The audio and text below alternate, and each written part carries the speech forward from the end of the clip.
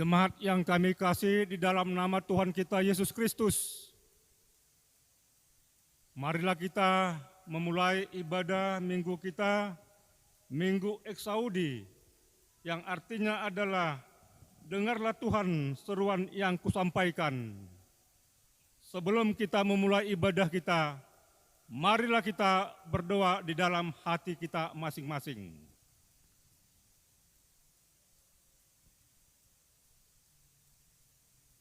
Amin. Saudara-saudara yang dikasihi Tuhan, mentari pagi telah mengantar kita pada Minggu Eksaudi ini, di mana Tuhan akan menyatakan kembali berkat dan anugerahnya bagi kita sekalian. Dalam ungkapan syukur yang tiada terhingga atas perkenannya bagi kita untuk boleh melanjutkan hidup dan kehidupan ini, serta menyediakan dan mempersembahkan yang terbaik baginya melalui persekutuan, pelayanan, dan kesaksian diri sebagai tubuh Kristus. Pada hari ini kita berkumpul di rumah kita ini mengangkat pujian bagi Allah yang hidup dan menyanyikan gita syukur bagi hormat dan kemuliaan Bapa di surga, serta datang padanya untuk memohon pertolongan dan penyertaannya, sehingga kita dapat menghadirkan diri semakin layak di hadirat Tuhan.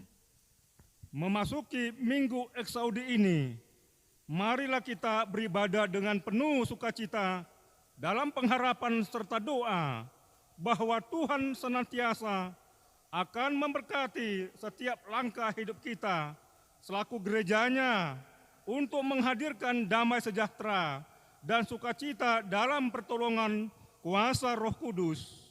Marilah kita beribadah kepadanya. Kita bernyanyi.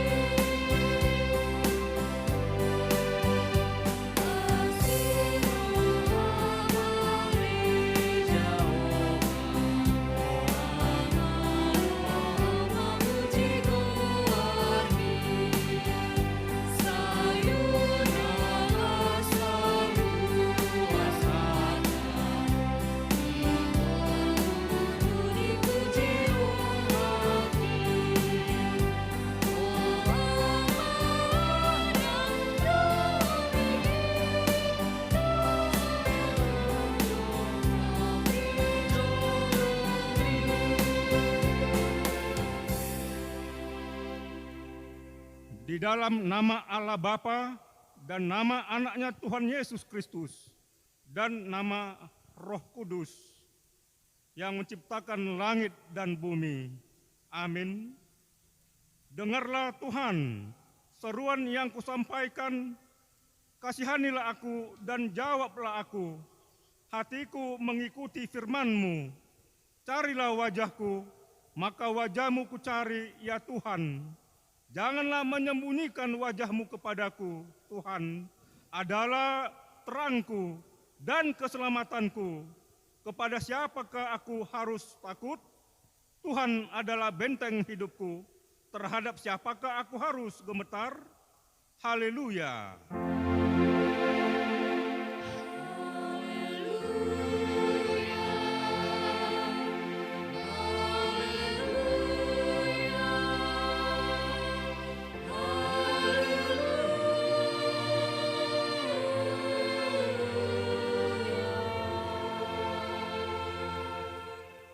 Marilah kita berdoa. Ya Tuhan Allah Bapa kami yang di surga, karuniakanlah Roh-Mu yang kudus, dan berilah hikmat kebijaksanaan kepada jemaat-Mu, supaya firman-Mu yang kudus semakin nyata dan berkembang di dalam hidup kami. Jadikanlah hati hamba-Mu ini dengan penuh sukacita memberitakan Injil keselamatan itu, agar jemaat-Mu semakin berkembang di dalam kekudusan.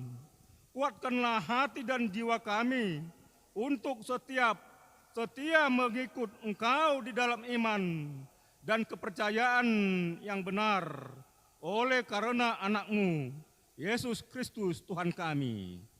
Amin.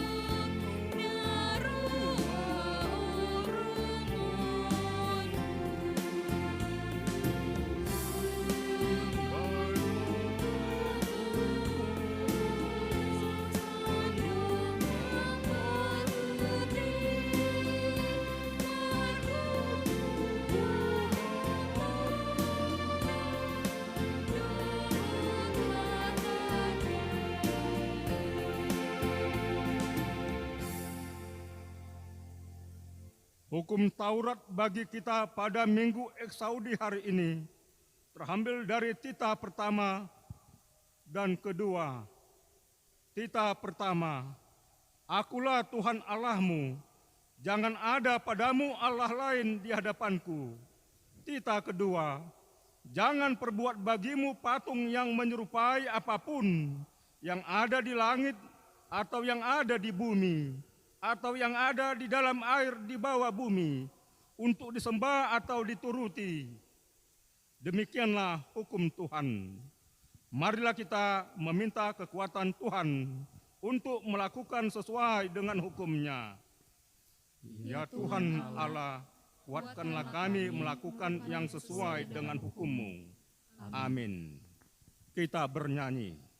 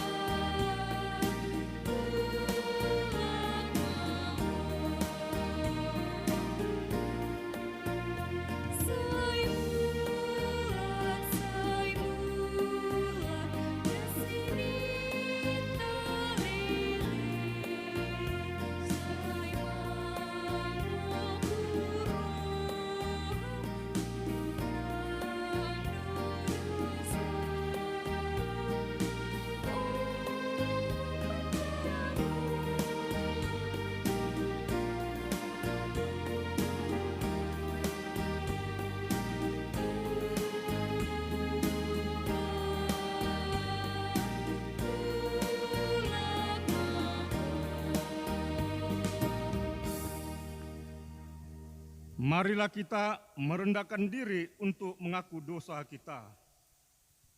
Ya Tuhan Allah Bapa kami yang di surga, Engkau maha murah, kasih-Mu kekal selama-lamanya.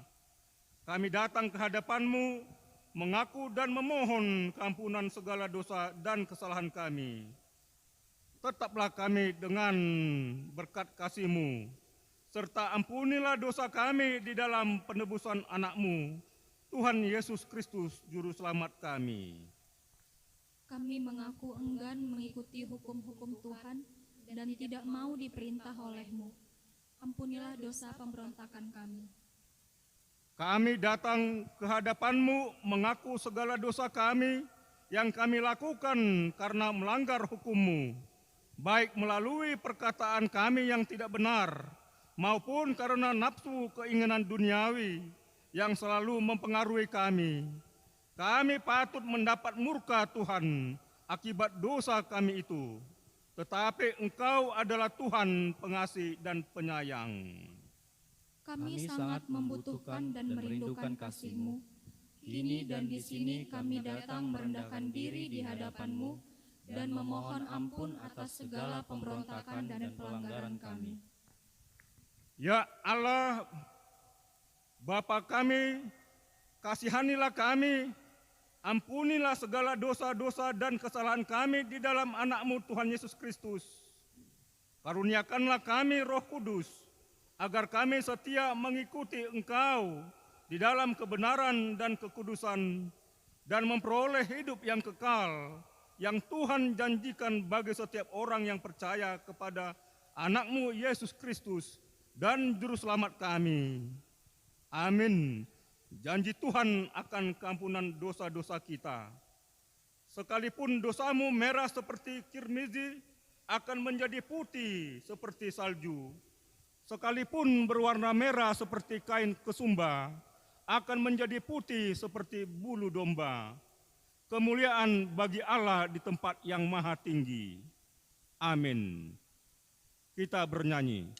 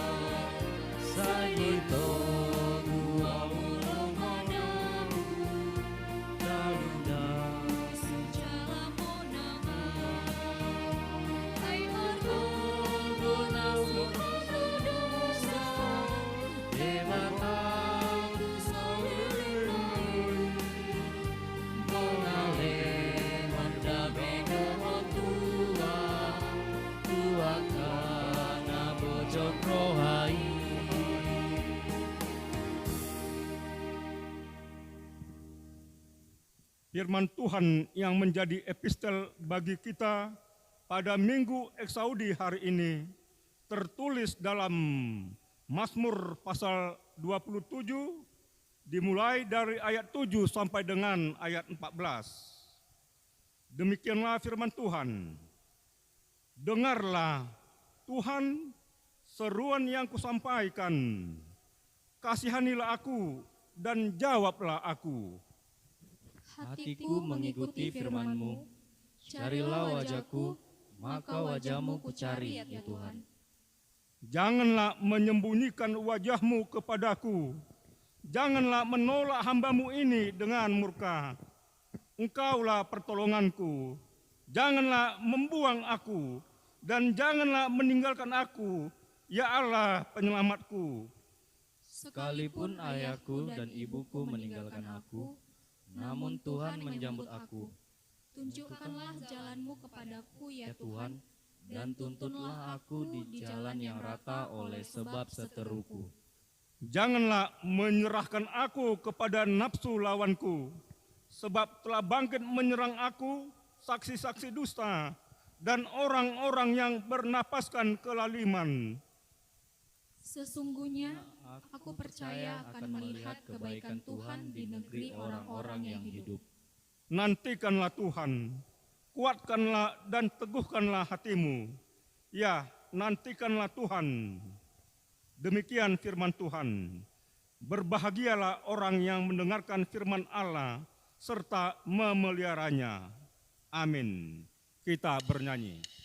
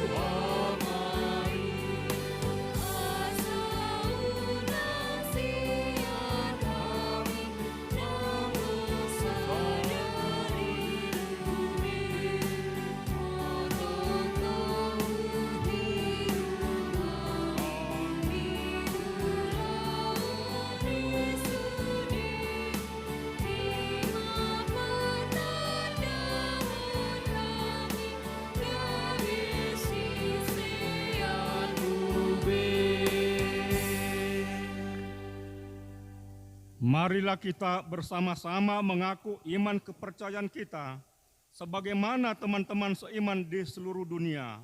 Kita bersama-sama mengucapkannya.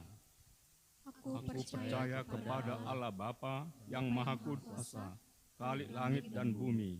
Aku percaya kepada Yesus Kristus, Anaknya yang tunggal Tuhan kita, yang dikandung daripada Roh Kudus, lahir dari anak darah Maria, yang menderita sengsara di bawah pemerintahan Pontius Pilatus, disalibkan, mati dan dikuburkan, yang turun ke dalam kerajaan maut, pada hari yang ketiga, bangkit pula dari antara orang mati, naik ke surga, duduk di sebelah kanan Allah Bapa yang Maha Kuasa, dari sana akan datang kelak untuk menghakimi orang yang hidup dan yang mati. Aku percaya kepada Roh Kudus, dan adanya satu gereja yang kudus, persekutuan orang kudus, pengampunan dosa, kebangkitan daging, dan hidup yang kekal. Amin. Kita bernyanyi.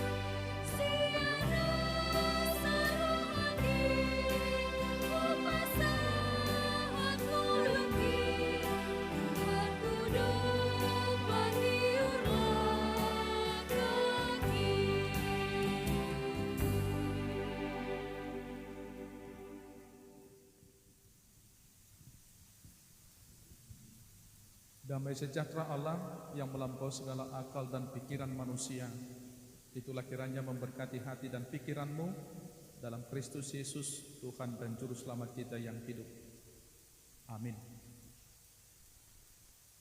Saudara-saudara yang dikasihi oleh Tuhan, firman Tuhan yang menjadi nats khotbah atau renungan pada Minggu Eksaudi hari ini tertulis dalam kitab Injil Matius pasal 20, dimulai dari ayat 29 sampai dengan ayat 34. Matius pasal 20 ayat 29 sampai dengan ayat 34. Saya akan membacakan secara keseluruhan. Saya mengajak ibu bapa berkenan mengikuti di dalam hati masing-masing. Yesus menyembuhkan 2 orang buta. Dan ketika Yesus dan murid-muridnya keluar dari Yeriko, orang banyak berbondong-bondong mengikuti dia. Ada 2 orang buta yang duduk di pinggir jalan mendengar bahwa Yesus lewat, lalu mereka berseru, "Tuhan, Anak Daud, kasihanilah kami."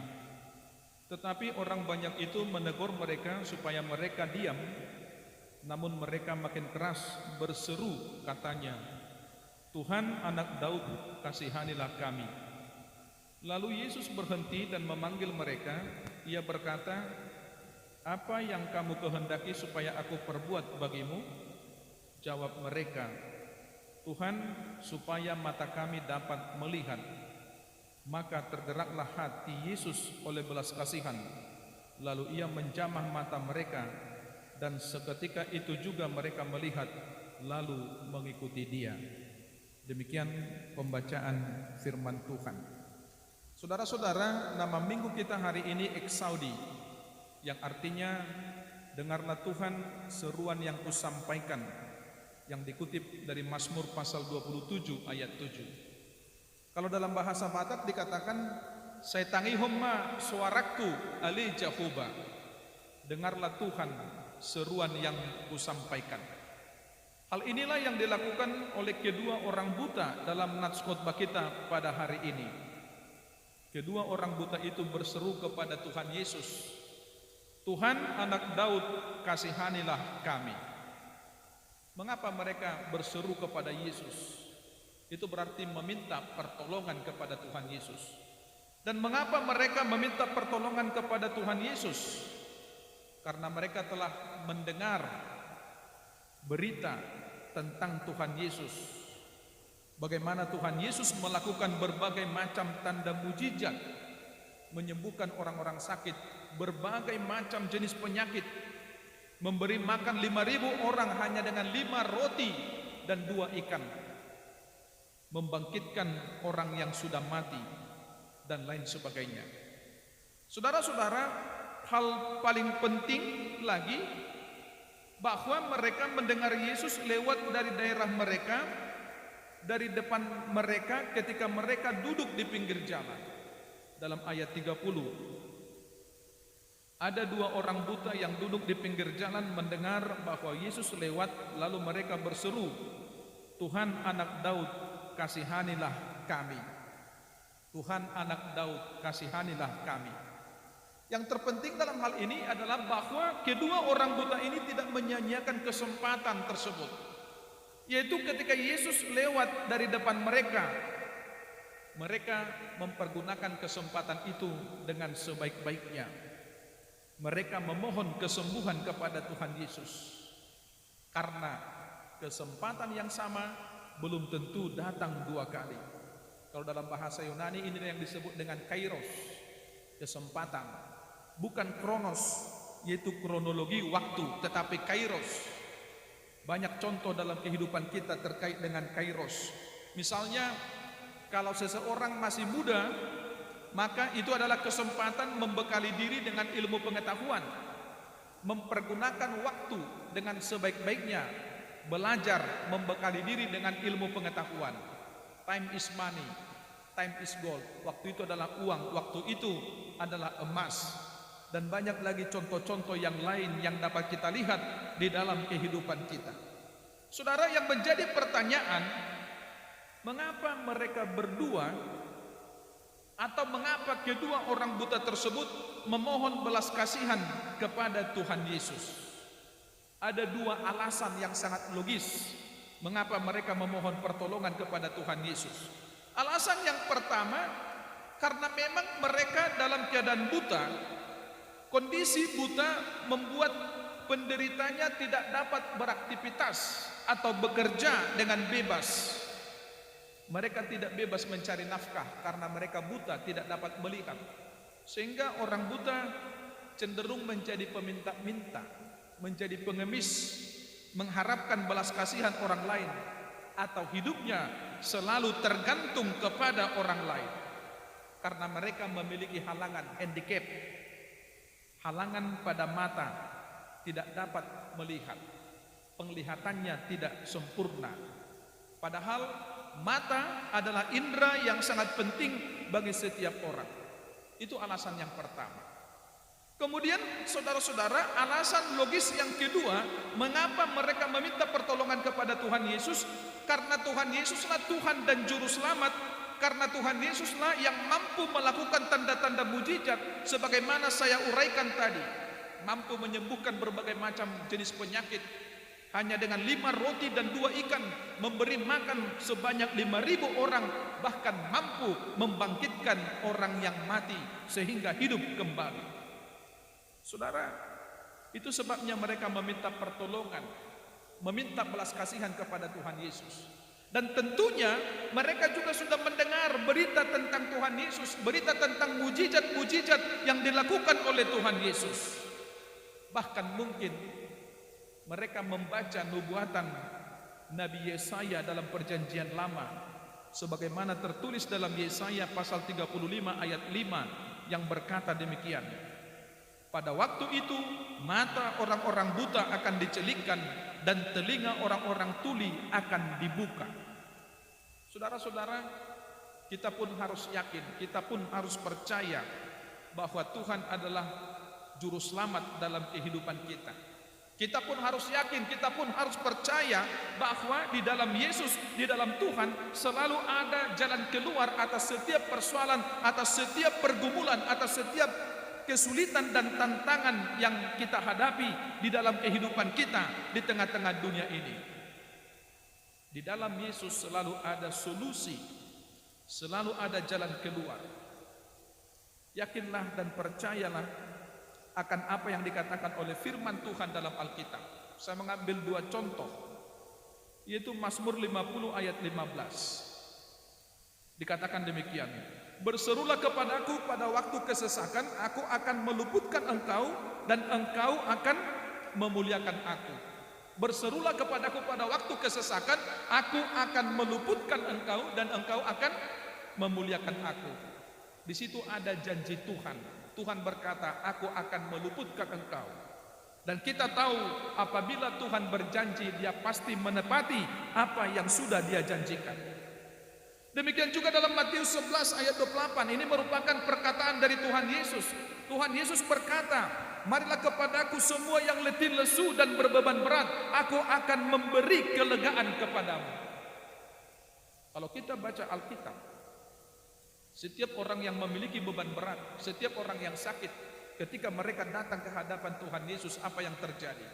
Mereka tidak kembali dengan sia-sia, tetapi selalu ada jalan keluar, ada solusi yang diberikan oleh Tuhan Yesus atas setiap persoalan, kesulitan ataupun tantangan yang mereka hadapi. Ini yang harus kita percayai. Ini yang harus kita yakini sebagai orang Kristen. Saudara-saudara, dalam kaitan dengan nats khotbah hari ini ada hal yang perlu kita perhatikan dalam kaitan dengan sikap atau tindakan kita kepada orang sakit. Yang pertama, ada orang yang tidak peduli dengan orang yang sakit, tidak mau memberi perhatian kepada orang yang sakit. Ini bisa saja terjadi di kalangan sebagian orang Batak. Ketika orang tuanya sudah tua dan sakit-sakitan, ada saja anak-anak yang tidak peduli dengan orang tuanya, tidak mau tahu dengan orang tuanya. Tetapi sesudah orang tuanya meninggal dunia, margodangi, manortori, rebutan harta warisan, dan lain sebagainya. Itu sebabnya ada lagu orang Batak yang berbunyi demikian, uju di ngulukum manian tupama bahen akka nadenggan. Ketika hidup adalah tugas dan tanggung jawab dari anak-anak untuk melakukan yang terbaik kepada orang tuanya. Kemudian sikap yang kedua, ada juga orang yang melakukan tindakan kekerasan kepada orang sakit. Ada orang yang melontarkan tuduhan bahwa penyakit tersebut disebabkan oleh dosa yang dia perbuat, disebabkan oleh dosa orang tuanya atau dosa dari nenek moyangnya. Ini namanya menghakimi, dan ini dapat semakin membebani orang yang dalam keadaan sakit. Padahal firman Tuhan berkata, jangan kamu menghakimi supaya kamu jangan dihakimi. Dalam kaitan dengan ini, saudara-saudara, saya perlu juga membaca Alkitab, yaitu Yohanes pasal 9 ayat 1 sampai dengan ayat 3. Yohanes pasal 9 ayat 1 sampai dengan ayat 3. Kalau dalam Alkitab judulnya orang yang buta sejak lahirnya. Ayat 1, waktu Yesus sedang lewat, ia melihat seorang buta sejak lahirnya. Ayat yang kedua, murid-muridnya bertanya kepadanya, Rabi, siapakah yang berbuat dosa? Orang ini sendiri atau orang tuanya sehingga ia dilahirkan buta? Kemudian ayat 3, jawab Yesus, bukan dia dan bukan juga orang tuanya, tetapi karena pekerjaan-pekerjaan Allah harus dinyatakan di dalam dia. Artinya jangan menghakimi ketika ada orang yang dalam keadaan sakit. Kita tidak perlu mengaitkan penyakitnya dengan dosa yang diperbuat oleh orang tuanya atau nenek moyangnya. Kemudian sikap yang ketiga, ada juga tindakan yang bertentangan dengan kehendak Tuhan, yaitu membawa orang sakit berobat ke dukun. Saya membaca di koran Kompas beberapa waktu yang lalu, ada orang yang terkena COVID-19 tetapi justru berobat ke dukun. Itu namanya tidak benar, karena COVID-19 itu adalah sakit medis. Dalam hal ini, saudara-saudara, jelas kalau ada orang membawa orang sakit berobat ke dukun, itu bertentangan dengan firman Tuhan, itu bertentangan dengan iman kekristenan. Dan disinilah kita dapat melihat bagaimana orang sakit itu justru dijerumuskan ke dalam dosa karena dibawa ke dukun. Disinilah jelas terlihat kerapuhan iman kepada Tuhan, salah alamat dalam mencari solusi atau jalan keluar atas persoalan yang dihadapi. Kemudian saudara-saudara, orang buta sebenarnya adalah orang yang memiliki kekurangan, tetapi sebenarnya di dalam dirinya Tuhan mengaruniakan kelebihan. Karena dalam kenyataannya banyak orang buta yang justru memiliki kemampuan dan kehebatan melampaui orang-orang normal. Ada orang buta memiliki jenjang pendidikan yang sangat tinggi hingga S3, bergelar doktor. Itu kenyataan, itu realitas. Konon katanya ketika seseorang buta atau tidak dapat melihat, dia cenderung memiliki kelebihan dalam bidang musik atau tarik suara atau bernyanyi. Banyak orang buta yang pintar bernyanyi. Banyak contoh orang-orang buta yang dapat bernyanyi yang menjadi terkenal dalam dunia musik atau dunia tarik suara. Di Indonesia ada Ramona Purba. Ada yang bernama Andrea Bocelli, penyanyi tenor dunia yang sangat terkenal dari Italia. Dia juga adalah seorang tunanetra, orang buta. Kemudian kita tahu ada penyanyi tunanetra yang berkulit hitam dari Amerika yang sangat terkenal, yaitu Stevie Wonder. Tentu banyak lagi contoh-contoh yang lain. Orang buta justru memiliki kelebihan dibanding orang yang normal secara fisik. Saudara-saudara, kalau kita berkunjung ke Panti Karya Hepata di Lagu Boti, di sana kita dapat melihat orang-orang buta dapat beraktivitas sebagaimana layaknya orang-orang normal. Mereka dapat berkebun, mereka dapat bercocok tanam, ada orang buta yang dapat memanjat pohon, ada orang buta yang dapat merawat bunga, memotong rumput dan lain sebagainya. Itu tidak logis menurut kita. Tetapi yang mau saya katakan, disinilah keadilan Tuhan. Keadilan Tuhan dinyatakan, artinya ketika seseorang memiliki kekurangan, di dalam dirinya Tuhan mengaruniakan kelebihan dibanding orang yang lain. Dan sebaliknya, ketika seseorang memiliki kelebihan, di dalam dirinya pasti ada kekurangan. Sehingga tidak ada kesempurnaan di dalam diri setiap orang. Demikian juga bagi orang buta.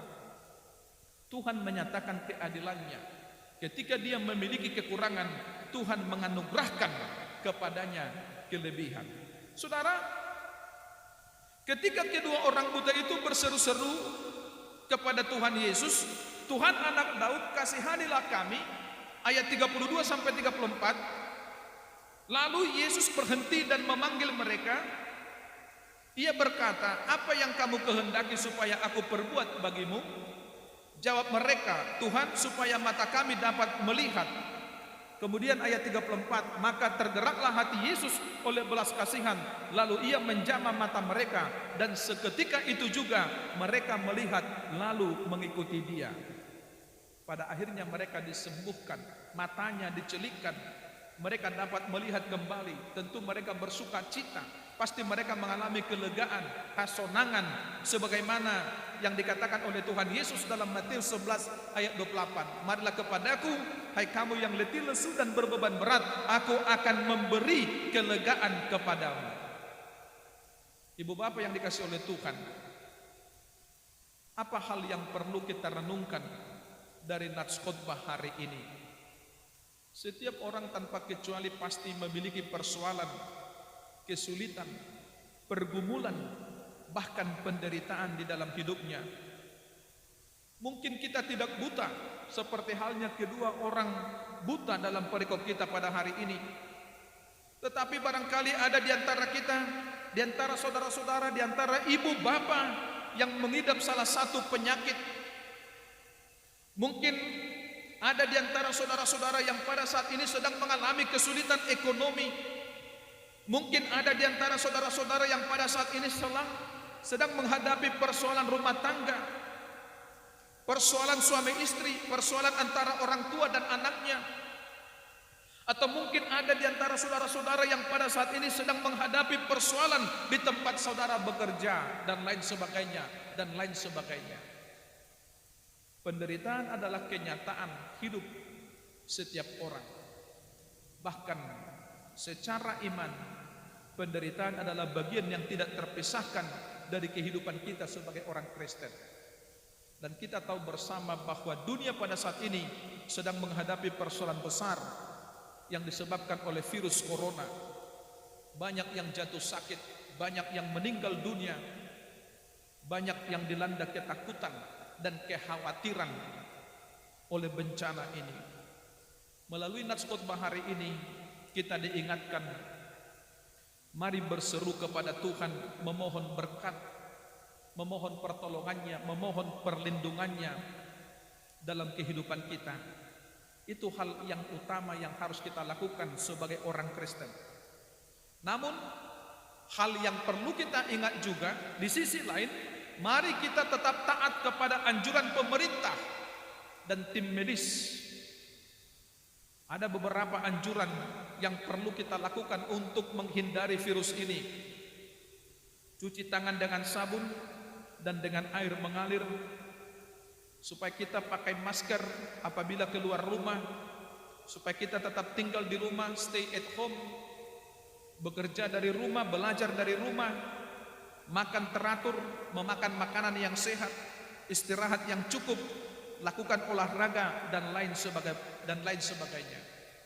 Antara beriman, antara berdoa kepada Tuhan dan melakukan anjuran-anjuran pemerintah dan tim medis harus sejalan dan harus selaras, karena iman tanpa perbuatan adalah mati.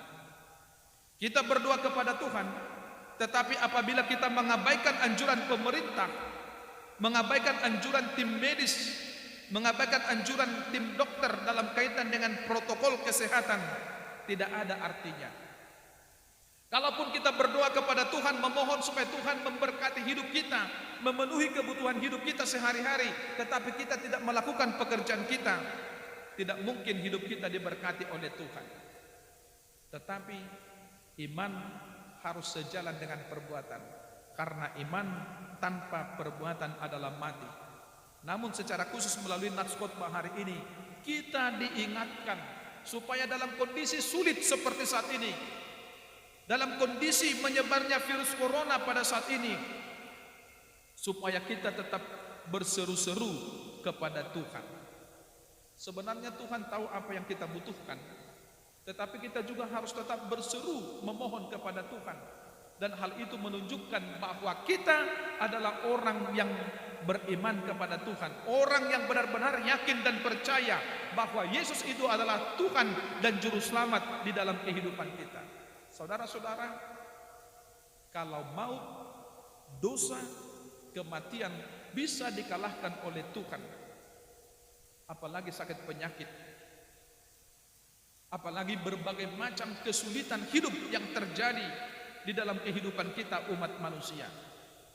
Sehingga mari kita berseru-seru kepada Tuhan. Tuhan itu maha kasih, Tuhan itu maha pemurah, Tuhan itu penuh dengan belas kasihan. Matius 7 ayat 7 berkata, mintalah maka akan diberikan kepadamu, carilah maka kamu akan mendapat, ketoklah maka pintu akan dibukakan bagimu. Di situ ada janji Tuhan. Dalam Matius 7 ayat 8 selanjutnya dikatakan, karena setiap orang yang meminta menerima, dan setiap orang yang mencari mendapat, dan setiap orang yang mengetok baginya pintu dibukakan. Amin. Kita berdoa. Segala pujian dan syukur bagimu Bapa di sorga atas berkat dan anugerah-Mu di dalam kehidupan kami, terutama kesehatan dan juga umur panjang. Kami juga bersyukur kalau pada saat ini Tuhan mengizinkan kami bersama-sama beribadah di rumah kami masing-masing, bersama dengan keluarga kami memuji dan memuliakan nama Tuhan. Biarlah Tuhan berkenan atas ibadah kami, dan biarlah Tuhan senantiasa menjaga, memberkati kehidupan kami. Bapa di sorga, sertai kami dalam perjalanan hidup kami di hari-hari yang akan datang. Kiranya Tuhan senantiasa menjaga dan melindungi kami, beri kami kesehatan dan juga umur yang panjang. Jauhkan dari kami segala penyakit dan hal-hal yang tidak kami kehendaki terjadi di dalam kehidupan kami. Kami juga memohon supaya Tuhan mencukupkan segala sesuatu yang menjadi kebutuhan hidup kami. Dalam kesempatan ini kami juga berdoa memohon kepada Tuhan supaya Tuhan berkenan menolong pemerintah kami, tim medis dan para dokter. Demikian juga pemerintah di seluruh dunia yang bekerja keras mengatasi kesulitan atau persoalan yang terjadi pada saat ini dengan menyebarnya virus corona. Biarlah melalui pertolongan Tuhan bencana ini segera berlalu dan kami dapat bekerja, beraktivitas kembali dengan normal sebagaimana kami lakukan di waktu-waktu yang lalu. Kami berdoa untuk saudara-saudara kami yang dalam keadaan sakit akibat virus corona ini, agar Tuhan menyembuhkan mereka, agar Tuhan juga menyertai para dokter dalam memberikan pengobatan kepada saudara-saudara kami yang sedang dirawat. Kiranya Tuhan memberikan kepada mereka semangat, keberanian, dan kiranya Tuhan senantiasa menyertai dan melindungi mereka. Tuhan pakai mereka menjadi alat di tangan Tuhan, menjadi berkat bagi saudara-saudara kami yang dalam perawatan pada saat ini. Bapa di sorga, kami juga memohon agar Tuhan berkenan menghapus segala dosa dan kesalahan kami, agar kami senantiasa layak di hadapan-Mu. Di dalam nama anak-Mu Tuhan Yesus Kristus kami berdoa dan mengucap syukur. Amin. Kita bernyanyi dan mengumpulkan persembahan.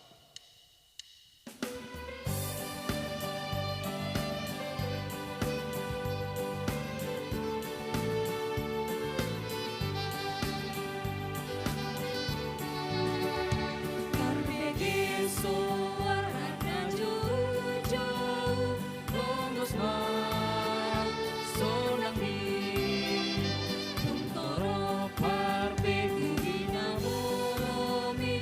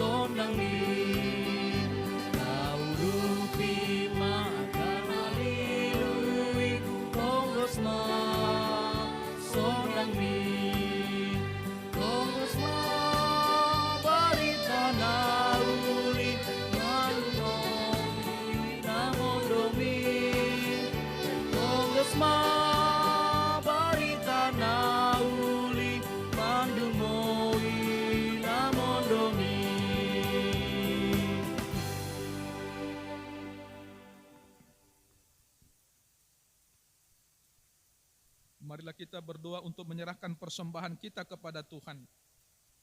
Ya Allah Bapa kami yang di sorga, kami mengaku bahwa Tuhan adalah sumber dari segala karunia yang melimpah dalam kehidupan kami masing-masing. Sebahagian daripada karunia itu kami serahkan kembali sebagai persembahan kepada Tuhan. Terimalah dan berkatilah persembahan umat-Mu ini, agar dapat kami pergunakan untuk pekerjaan dan pelayanan kerajaan Tuhan di dunia ini. Bukalah hati kami untuk mengenal betapa banyak berkat dan karunia yang kami peroleh dari Tuhan, supaya kami senantiasa bersyukur kepadamu, di dalam nama Yesus Kristus Tuhan kami. Amin. Tuhan karuniamu, roh dan jiwaku semua, nyawa juga hidupku, harta milikku semua, ku serahkan padamu untuk selama-lamanya.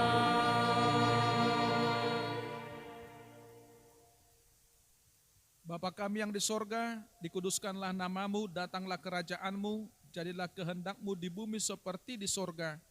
Berikanlah kami pada hari ini makanan kami yang secukupnya, dan ampunilah kami akan kesalahan kami, seperti kami juga telah mengampuni orang yang bersalah kepada kami. Dan janganlah membawa kami ke dalam pencobaan, tetapi lepaskanlah kami daripada yang jahat.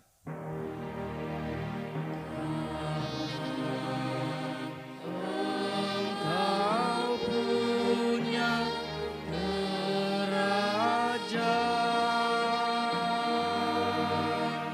dan kekuasaan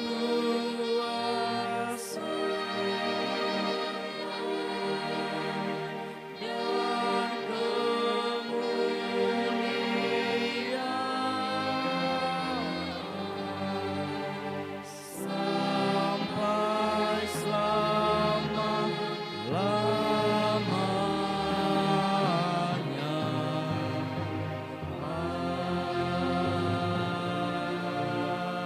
Amin.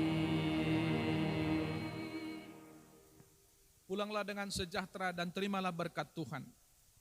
Tuhan memberkati dan melindungi engkau. Tuhan menyinarkan wajahnya kepadamu dan memberi engkau kasih karunia. Tuhan menghadapkan wajahnya kepadamu dan memberi engkau damai sejahtera. Amin. Amin. Amin.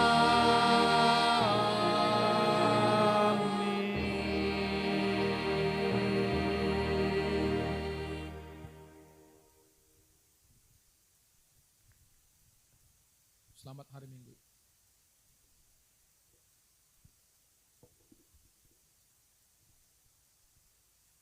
Kami segenap para hamba Tuhan, pendeta HKBP Distrik 31 Medan Utara, beserta dengan Amang Preses dan Majelis Pekerja Sinode Distrik HKBP Distrik 31 Medan Utara, mengucapkan selamat hari Minggu bagi kita semua. Tuhan memberkati. Amin.